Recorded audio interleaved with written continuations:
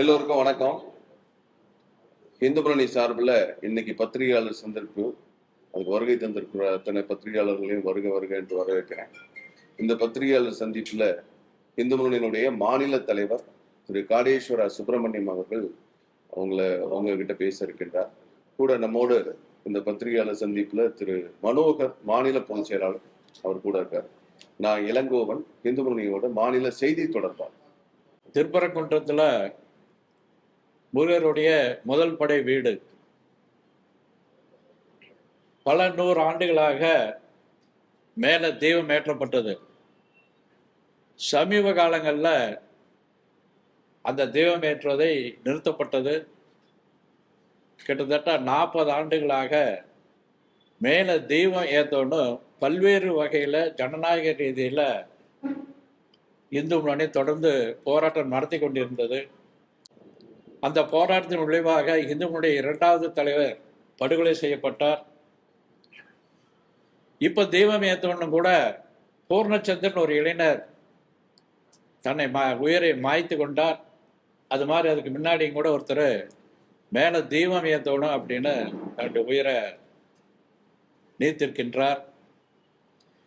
நாம் சட்ட ரீதியாக அணுக வேண்டும் என்று சென்னை உயர்நீதிமன்ற மதுரை கிளை சார்பில் இங்கே ஒரு வழக்கு தொடுக்கப்பட்டது. அந்த வழக்கில் நீதிபதி அவர்கள் மேலே தீபம் ஏற்றணும் அப்படி ஒரு உத்தரவு போட்டிருந்தாங்க. அது அப்பீல் போய் கூட 2 நீதிபதி கொண்ட அமர்வும் கூட சரியான தீர்ப்பு, மேலே தீபம் ஏற்றணும் அப்படி அவங்க தீர்ப்பு சொல்லியிருந்தாங்க. அங்கே தீபம் ஏற்றவருக்கு கடந்த திமுக அரசாங்கமானது அங்கே 144 தடை உத்தரவு போட்டு மேலே யாரும் போகக்கூடாது அப்படின்னு நீதிமன்ற தீர்ப்பை அவமதித்தார்கள். அங்கே இருக்கக்கூடிய ஆட்சியாளராகட்டும், காவல்துறையினுடைய அதிகாரிகளாகட்டும் அந்த அரசாங்கம் சொல்வதை நிறைவேற்ற வேண்டும் என்று சட்டத்துக்கு புறம்பாக அங்கே செயல்பட்டார்கள். அதனுடைய விளைவாக நீதிமன்ற அவமதிப்பு வழக்கில் அவங்க போய் பகிரங்கமாக மன்னிப்பு கேட்க வேண்டிய ஒரு சூழ்நிலை இந்த அரசாங்கம், திமுக அரசாங்கமானது கொண்டு வந்து விட்டது. இந்த நாட்டுக்கு ஒரு கேவலமான ஒரு சூழ்நிலையை போன திமுக அரசாங்கமானது அந்த அதிகாரிகளை அப்படி கொண்டு போய் ஒரு நிலைக்கு தள்ள வேண்டிய அளவில் செஞ்சுருக்காங்க. இப்போ இந்த புது அரசாங்கமான ஒரு நிலைப்பாடு என்ன அப்படின்னு நீதிமன்றம் ஒரு கேள்வி எழுப்பியிருக்கின்றது. அந்த கேள்வியில் நம்முடைய அந்த திருப்பரங்குன்றத்தினுடைய எம்எல்ஏ நிர்மல்குமார் அவர்கள்ட்ட கேள்வி கேட்கப்படுகின்றது. அவர் கடந்த 2 ஆண்டுக்கு முன்னாடி எப்படியெல்லாம் இருந்ததோ அதையே நாங்கள் கடைப்பிடிப்போம்னு சொல்லியிருக்காங்க. பல வாக்குறுதிகள் இந்த அரசாங்கம் கொடுத்திருக்கின்றது. இந்த பேச்சை நாம் இந்து முன்னணி வன்மையாக கண்டிக்கின்றது. அங்கே சில மக்கள்லாம் சேர்ந்து அமைச்சரிடத்துல மனு கொடுத்துருக்காங்க. இப்போ சில முதலமைச்சருக்கு போஸ்ட் கார்டு மூலியமா மக்கள் அனுப்புறதாக எங்களுக்கு ஒரு தகவல் வந்திருக்கின்றது. அந்த மக்களை நாம் இந்து முன்னணி வரவேற்கின்றது. இது கடந்த 2 ஆண்டுக்கு முன்னாடி இருக்கிற மாதிரி செயல்படணும் அப்படின்னா இப்போ புதுசாக இந்த அரசாங்கமானது நம்ம ஜோசப் விஜய் அவர்கள் நிறைய அறிவிப்பு விட்டுருக்காங்க. அந்த அறிவிப்புல இந்து முன்னணிக்கு பல்வேறு கருத்து இருக்கின்றது. இலவசத்துக்கு எல்லாம் கருத்து இருந்தால் கூட இந்த நிர்மல்குமார் சொல்லக்கூடியது 2 ஆண்டுக்கு முன்னாடினா அப்போ திமுக அரசாங்கம் 2 ஆண்டுக்கு முன்னாடி என்னெல்லாம் செயல்பட்டதோ அதுதான் செய்வீங்களா? இல்லை ஜோசப் விஜய் அவர்கள் அறிக்கை கொடுத்தாங்களே, எங்கே வேணாலும் பெண்கள் எந்த இடத்துக்கு வேணாலும் போகலாம், பஸ்ஸில் போகலாம் அப்படி சொன்னாங்க, 2500 ரூபா கொடுக்குறாங்க, இது நடக்குமா இல்லை 2 ஆண்டுக்கு முன்னாடி இருந்து நடக்குமான்னு இந்த நிர்மல்குமார் அவர்கள் நமக்கு ஒரு சொல்லணும் அப்படிங்கிறத நாம் கேட்டுக்கிறோம். இந்த அரசாங்கமானது அவர் ஆட்சிக்கு வந்ததுமே நம்ம முதலமைச்சர் ஜோசப் விஜய் அவர்கள் நாங்கள் மதசார்பற்ற தன்மையில் நடந்துக்குவோம் அப்படி சொன்னார். நாமளும் கூட அதை வரவேற்பு கொடுத்தோம். எந்த மதம், இந்த நாடு மதசார்பற்ற நாடு, எல்லா மதத்துக்கும் ஒரே மாதிரி இருக்கணும் அப்படிங்கிறத நம்மளுடைய விருப்பம் கூட. ஆனால் இப்போ பார்த்தா அப்படிலாம் நமக்கு அப்படி தெரியல. அதனால் இந்த அரசாங்கம் மாற்றிக்கணும், தொடர்ந்து இது சமமாக இருக்கணும். இவங்க யாருக்கும் இந்து மதத்துக்கோ இந்து முன்னணிக்கோ ஒன்று ஆதரவாக இருக்க வேண்டியதில்லை. எல்லாத்துக்கும் எப்படி கிறிஸ்துவ மதமாக இருக்கட்டும், முஸ்லீம் மதமாகட்டும், இந்து மதம் ஒரே மாதிரி நடக்கணும். கிறிஸ்துமஸ்க்கு வாழ்த்து சொன்னால், ரம்ஜானுக்கு வாழ்த்து சொன்னால், விநாயகர் சதுர்த்திக்கும் வாழ்த்து சொல்லணும். இப்படி சரியாக பார்க்கணும். திமுக அரசாங்கம் ஆனது ரம்ஜானுக்கு அரிசி கொடுத்தது, கஞ்சி காய்ச்சலுக்கு. அது மாதிரி வருகின்ற ஆடி மாதம் அம்மனுக்கு இவங்க அரிசி கொடுக்கணும், வாழ்த்து சொல்லணும் அப்படின்னு இந்து முன்னணி எதிர்பார்க்கின்றது. நீங்க ஏதாவது கேட்கணும். தொடர்ந்து திமுக எப்படி பாஜகவையும் சரி இந்துக்களையும் சரி ஒரு விதமா இப்போ மதவாத சக்தி ஏற்ற மாதிரி குறிப்பிட்டிருந்தாங்க.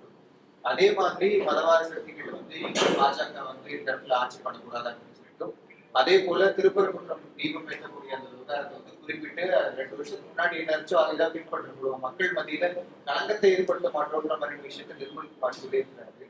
இது எடுத்தோக்கவுத்தோடு பேசும் முடிவா இருக்கா, இல்ல ஒரு சார்பா செயல்படுற மாதிரி இருக்கா? நமக்கு தொடர்ந்து ஒரு சந்தேகம் இருக்குது. ஏன்னா நம்முடைய சபாநாயகர் கூட வீடு வீடா பைபிள் கொடுத்தவர். அங்க இருக்கக்கூடிய அமைச்சர்களா அதிகமான பேர் கிறிஸ்துவ மதத்தை சேர்ந்தவங்களா இருக்காங்க. நம்முடைய முதலமைச்சர் கூட ஆலோசனை சொல்லக்கூடிய அளவுலையும் கூட ஒரு கிறிஸ்தவர் இருக்கிறாருன்னு தான் சொல்றாங்க. ஆனால் இவங்க அதை நோக்கி செல்லுவாங்களாங்கிறது நம்ம பயப்படுறோம். ஆனால் அவருடைய அறிக்கையில் பதவியேற்றையும் சொன்னது சமமாக நடப்புன்னு சொல்லியிருக்காரு. அப்படி நடக்கணும் அப்படிங்கிறதா இது. இந்து முன்னணி ஒரு அரசியல் கட்சியில் அது பிஜேபியாக இருந்தாலும் சரி, திமுகவாக இருந்தாலும் சரி, சமமாக இருக்கணும் அப்படிங்கிறதா நடக்குது. இந்து முன்னணி இந்துக்களை ஒற்றுமைப்படுத்துறதுக்காக, விழிப்புணர்வு ஏற்படுத்துறதுக்காக தொடர்ந்து வேலை செய்கிறோம். நாம் அரசியல் கட்சி இல்லை. கூட்டணியில் இருக்கக்கூடிய கட்சிகள் குறிப்பாக விசிகா, மற்ற அடிப்படைவாத இஸ்லாமிய கட்சிகள் கூட என்னன்னா இந்த நிலைப்பாட்டை அவங்க வரவேற்கிறாங்க அப்படிங்கிறது. அவங்களுடைய அழுத்தத்தினால தாவேகா அப்படி பேசியிருக்கா அப்படின்னு. ஏன்னா அந்த கூட்டணியில் இருக்கக்கூடிய விடுதலை சக்தி ஆகட்டும், முஸ்லீம் அமைப்புகளாகட்டும், தொடர்ந்து இன்னைக்கு மாத்திரம் இல்லை, அந்த விடுதலை சிலை அமைப்பு சேர்ந்தவங்க கடவுளைகளையும் இந்து மக்களையும் பெண்களையும் எவ்வளவு கொச்சப்படுத்திக்கா நம்ம பல்வேறு காலகட்டங்களில் நாம் அதை அவங்களை எதிர்த்து பிரச்சாரம் பண்ணியிருக்கோம். பல்வேறு இந்த மாதிரி நம்முடைய ஊடகத்தினுடைய வாயிலாகவும் தகவல் சொல்லியிருக்கின்றோம். இன்னைக்கு அவங்க தான் அவங்களுடைய கூட்டணியாக இருக்கின்றது. நிச்சயமாக அவங்க வரவேற்பு, அந்த செய்தியை நிர்மல்குமார் சொன்ன செய்திக்கு நிச்சயமாக அவங்க வரவேற்பு கொடுப்பாங்க. அதோட நம்ம சந்தேகப்பட வேண்டியதில்லை. ஆனால் அவங்க ஒரு நம்பிக்கைக்குரியவராக இருப்பாங்களான்னா சொல்ல முடியாது. எப்போ வேணாலும் இந்த ஆட்சியை கவுக்கருக்கு தயாராக இருப்பாங்க. ஏன்னா அங்கே இருக்கக்கூடிய கம்யூனிஸ்டும் சரி, விடுதலை சக்தியும் சரி, முஸ்லீம் லீக்கும் சரி, அவங்க எந்த நேரத்தில் வேணாலும் இதை கம்புவாங்க. திமுக கூட நாங்கள் எப்போவுமே திமுக தான் சொல்லி அந்த கூட்டணியில் தான் இருப்போம்னு சொன்னவங்கெல்லாம் இன்னைக்கு பதவி கிடைக்குது, அமைச்சர் பதவி கிடைக்குன்னு சொன்னதையுமே அங்கேருந்து அப்படி வந்திருக்காங்க. பெரும்பாலும் நாங்கள் பதவிக்காக எல்லாம் அப்படி இப்படின்னு வாய்களுக்கு பேசணும்னு கூட இன்னைக்கு மந்திரி பதவி ஏற்றுட்டாங்க. அப்படி நல்லவங்களா இருந்து கொள்கை ரீதியாக இருக்கிறவங்களா இருந்தால் மந்திரி பதவி ஏற்றுக்கூடாது. இந்த அரசாங்கம் நான் இருக்கணும், நீடிக்கணும், கவலைக்கூடாது நினச்சிருந்தாங்கன்னா ஆதரவு கொடுக்கட்டும். மந்திரி பதவி ஏற்றுட்டாங்கன்னா அவங்களுடைய இன்னொரு முகம் நமக்கு என்னன்னு தெரியுது.